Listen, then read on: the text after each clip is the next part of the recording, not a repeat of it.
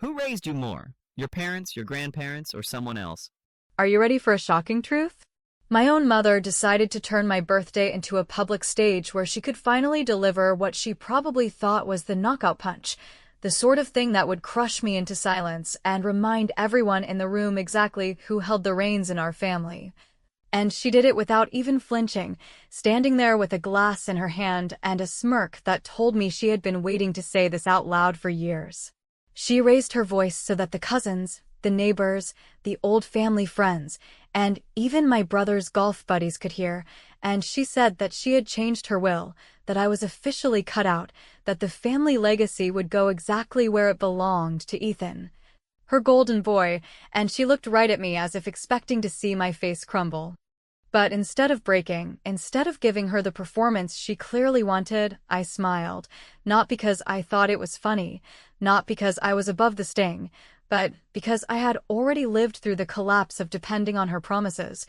and I had already done the work of making sure that her decisions no longer held the kind of power over me that she believed they did. What if I told you that everything you believed about family security, about inheritances, about the idea that one day you will be rewarded for loyalty and obedience, is a lie? Because that's exactly what I had to learn the hard way, and the lesson nearly wrecked me until I decided that if I was going to survive my own family, I had to build something that no one could threaten to take away. So when she announced it, I let the silence drag just long enough for people to turn their heads toward me, waiting for the tears or the outburst or the scene she clearly counted on, and then I said in the calmest voice I could manage, "It does not matter anymore, Mom." Because I already built my own legacy. The room froze, and you could hear chairs creak as people shifted uncomfortably, because no one knew what I meant, and I wasn't about to explain it to them in that moment. I wanted the words to hang there like smoke they couldn't wave away, because the truth was that I had already cut myself free a long time ago, and she was just now realizing that her power play was late to the party. You might think I am exaggerating, but this was not the first time she had used money to control me. For years, any time I made a choice she didn't like, she would remind me with a sly smile that she could always make adjustments to the will, as if my entire existence, my worth, my future stability, should hinge on whether or not she decided I was good enough to deserve a slice of what she and my father built. And, because I was raised in that pressure cooker, I believed it for far too long. I believed that if I just kept the peace, if I swallowed my pride, if I let Ethan get away with his entitlement, if I laughed politely at Brooke's digs, then eventually my mother would reward me for being the steady one, the reliable one, the one who actually showed up when she needed help. But the older I got, the more obvious it became that the will was never a plan for the future, it was a leash, and she liked watching me choke on it. By the time the birthday came, I had already been through the stage of crying in my car, through the stage of calculating how much I would need to survive if she really cut me off, through the stage of wondering if I should beg, and I was already on the other side. The side where you stop waiting for crumbs and bake your own damn bread. I had built my own company quietly, registered under a generic name that didn't attract attention, invested my own earnings into property that no one knew was tied back to me, and created a financial wall between their drama and my future. It wasn't flashy, it wasn't the kind of thing I bragged about at family gatherings, but it was mine, and it meant that for the first time in my life, when she tried to pull the rug out, I was standing on a different floor entirely. The part that really made her blink wasn't my smile, though. It was what I did next. I walked over to the bar, signed the bill for the entire party, and handed it back to the waiter. I didn't make a speech. I didn't rub it in. I didn't need to, because paying for the night she meant to use as a stage against me was the cleanest way to turn her little performance upside down. Everyone saw me do it. Everyone saw the waiter nod, and suddenly her declaration of power looked small and petty against the fact that I had just paid the check she probably assumed she would cover as part of her grand gesture of authority. As I picked up my bag and made for the door, Ethan leaned over just enough for me to hear him mutter, "You think you're so smart, but maybe you should check your credit before you act like you don't need us." He grinned like someone who thinks he's holding a card I forgot to count. And the thing is, I had ignored a couple of odd alerts in recent months, assuming they were nothing, but right there in the Uber, I pulled up my report on my phone, and I saw something I hadn't expected at all. A hard inquiry tied to a line of credit I never authorized. And that was the moment I realized that my mother's announcement wasn't just theater, it was cover. Because if I had really been removed from her will, then someone had been busy using my name somewhere else, and the one thing my father always told me was, if something feels wrong, follow the paper. I looked at that inquiry, felt the cold rush of recognition, and I knew this story wasn't over, not by a long shot. What would you do if you discovered that your own family had been signing your name where it didn't belong?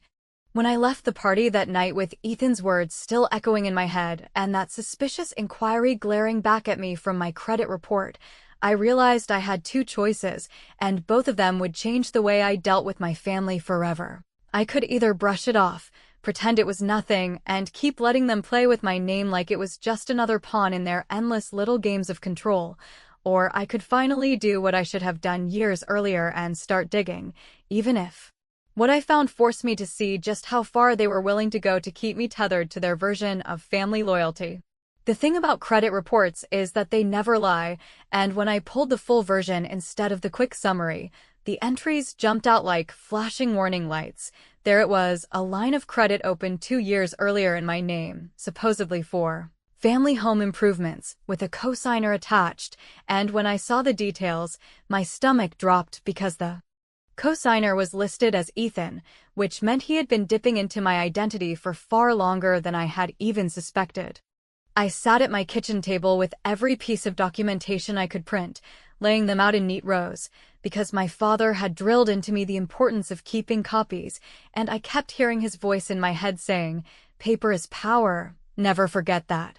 And I knew if I wanted to fight this, I couldn't just march into my mother's house screaming accusations that she would spin into another story about me being ungrateful or dramatic. No, I needed to move carefully, and that meant freezing every credit bureau, filing identity theft affidavits, disputing the fraudulent account,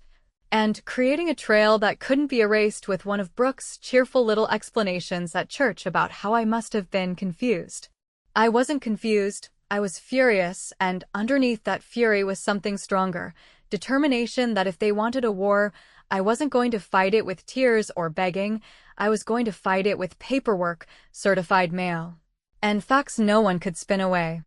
When I confronted my mother privately a week later, I expected at least some level of denial that looked convincing, maybe even a tearful act where she blamed miscommunication, but instead she shrugged like it was nothing and said that yes, there had been a line of credit, and yes, Ethan had signed my name, but that it was for the family, and to keep everything afloat during a rough year, as if that explanation should make me nod along and thank them for dragging me into debt I had never agreed to. When I told her it was fraud, she laughed and said, "Don't be ridiculous, you're part of this family, you benefited too," which was the exact moment I understood that she didn't see me as a daughter with boundaries or rights.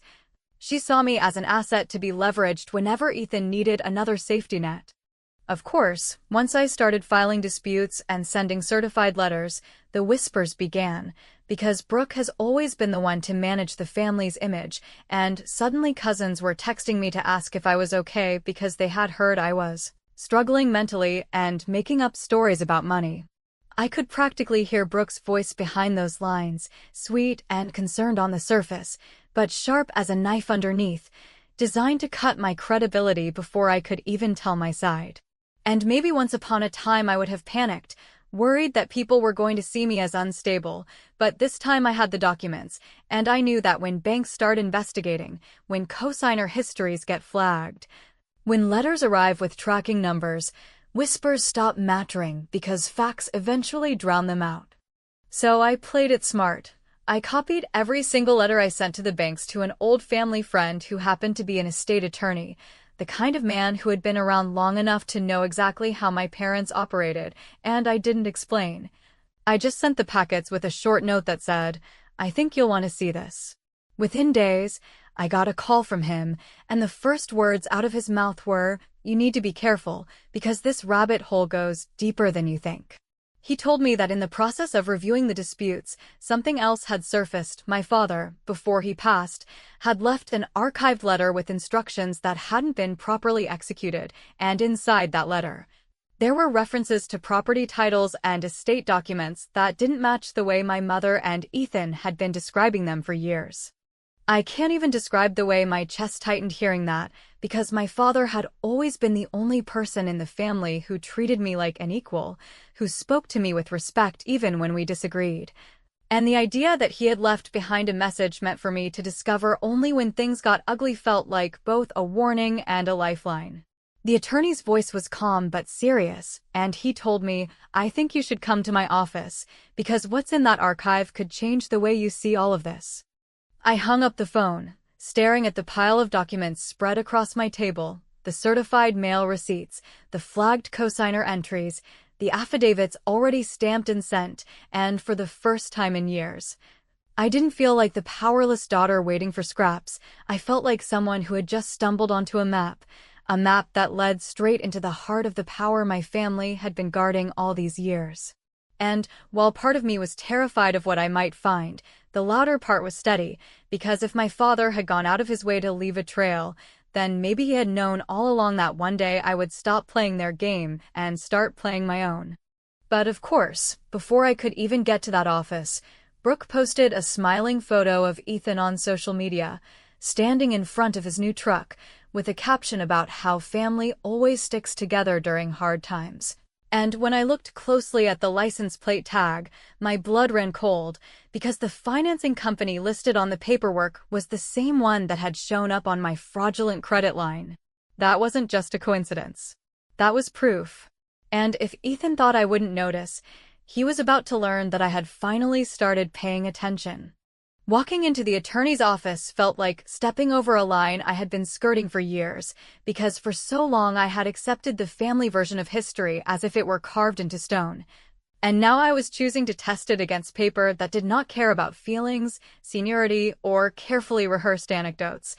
And I could feel that old mix of dread and relief that shows up when you finally stop pretending you do not see the pattern and decide you are going to trace it to the end, no matter what it turns up. He did not waste time with pleasantries, which I appreciated more than I can say, and instead he reached for a thin archive envelope and slid it across the desk with the kind of quiet gravity that makes you sit up, and when I opened it, there was my father's handwriting, steady and familiar, outlining in plain language that he understood how the promise of inheritance had been used like a leash on me, that he did not trust the family mythology to protect my interests, and that if the day came when threats and smears replaced conversations, I should choose myself, gather the documents, and follow the paper rather than the theater.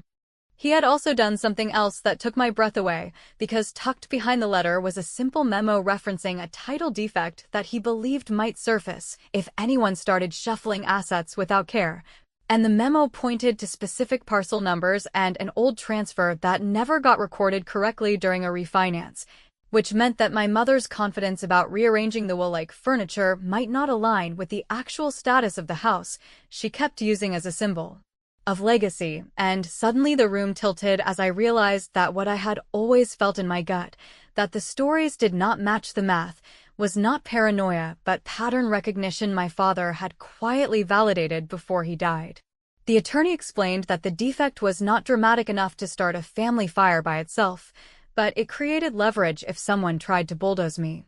Because a notice filed at the county level could force everyone to slow down and reconcile the record before making grand declarations about who owned what, and hearing that, I felt a calm I had not felt in years, the kind of calm that comes from understanding that the rules were always there, I had just never been invited to use them. I spent the next days doing exactly what my father asked me to do from beyond the grave, which still sounds strange to say out loud, but it is the truth, because I pulled parcel histories from the county site, lined up dates against the refinance documents, requested certified copies of the relevant deeds, and assembled a timeline that was boring to anyone seeking drama but devastating to anyone relying on fog. And once I had it straight, I filed a narrow, lawful notice of interest that did not accuse anyone of wrongdoing, did not ignite a public scandal, and yet had the quiet power of a stop sign placed in the only lane my mother and Ethan knew how to drive. I did not announce it on social media. I did not take a victory lap. I simply made sure the clerk logged it, got the stamped acknowledgement, and put that acknowledgement in a folder that now mattered more to me than any family photo album ever had.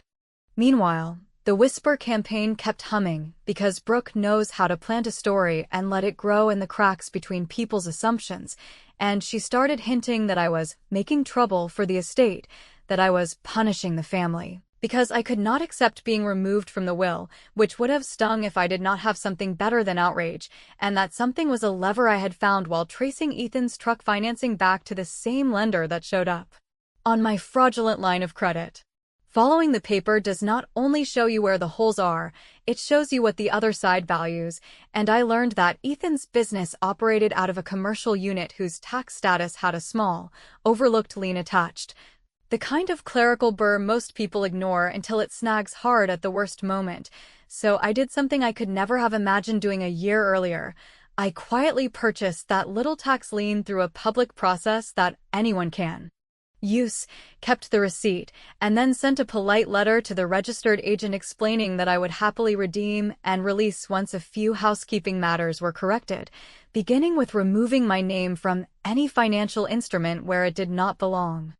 I know how that sounds, and I will not pretend there was not a part of me that loved the elegance of it, because instead of begging for fairness from people who insisted I was imagining things, I used the system they counted on to keep me in my place. And I used it better, not to destroy them, not to humiliate them, but to force a pause where they had always counted on speed and fog, and in that pause, I could require facts, signatures, and apologies that actually meant something. When the safety compliance notice for the unit came due, a routine renewal that requires paperwork they had let slide because they assumed the world would bend for them the way I always did. My new position allowed me to insist that the renewal could not be completed until the lien question and identity issues were addressed, which meant Ethan had to call me, and I did not gloat. I did not raise my voice. I just told him that receipts beat stories, and that I was done playing the role he preferred. As I left the recorder's office after confirming the filings were clean and my notices were posted, my phone buzzed with an email from the county clerk confirming the entry had indexed, and almost on cue Ethan's message arrived, short and rattled, asking what I had done and how I had learned to do it, and I typed the only answer that felt right, the one my father had already written for me when he told me to stop trusting the performance and start trusting the paper, and I sent it without another word. I read. By the time I called the meeting, I knew I was stepping into a room where every seat had been arranged against me, where the words family and loyalty would be weaponized to make me look unreasonable, and where my mother and Ethan would lean on the same tired script they had rehearsed for years, a script that painted me as the one who made everything complicated while they stood as the responsible guardians of tradition. But I also knew that I was no longer showing up as the daughter begging to be included. I was walking in as the woman who held documents, filings, liens, and receipts that gave me leverage they could not spin away. I asked for the meeting to be held in a neutral office, not in their house where every photo on the wall would be a reminder of the hierarchy they loved to parade, and not in mine, where they would have sniffed around for signs of weakness, but in a sterile conference room with nothing on the walls and nothing in the air except the sound of papers sliding across a table, which is exactly how I wanted it.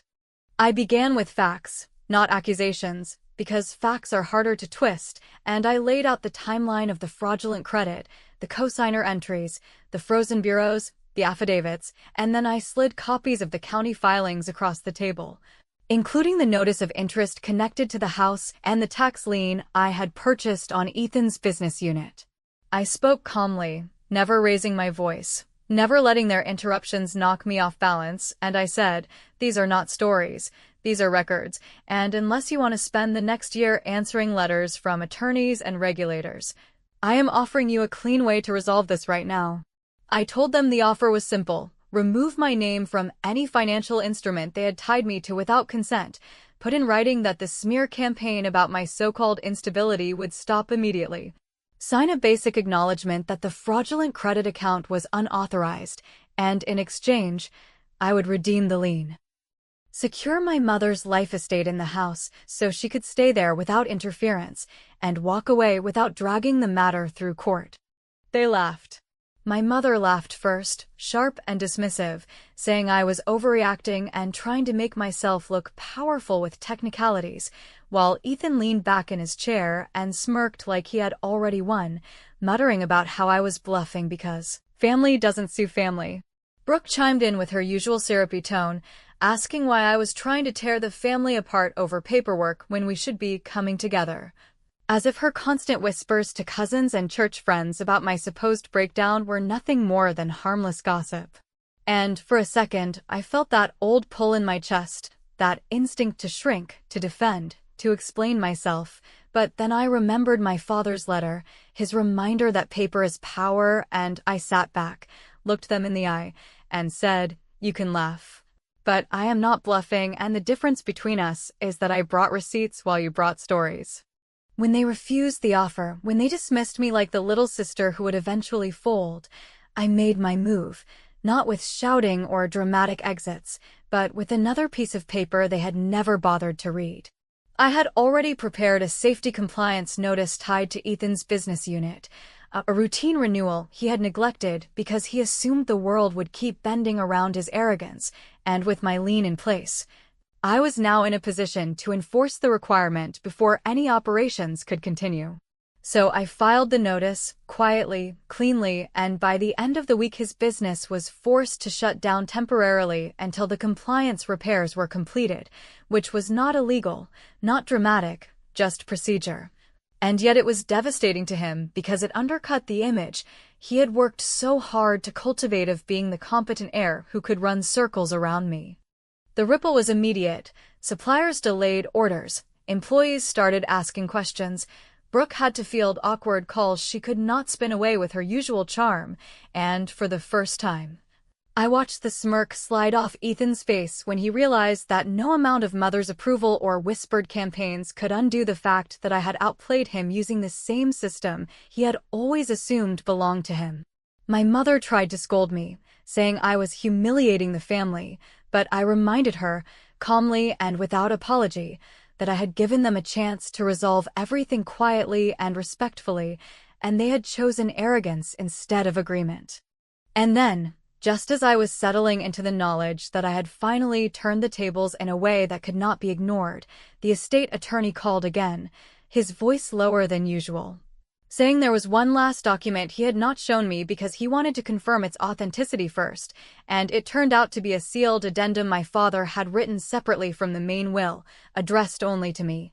and containing instructions that had been sitting untouched until now. The attorney asked, "Do you want to come in and see it? Because this could change everything you think you know about what your father left behind."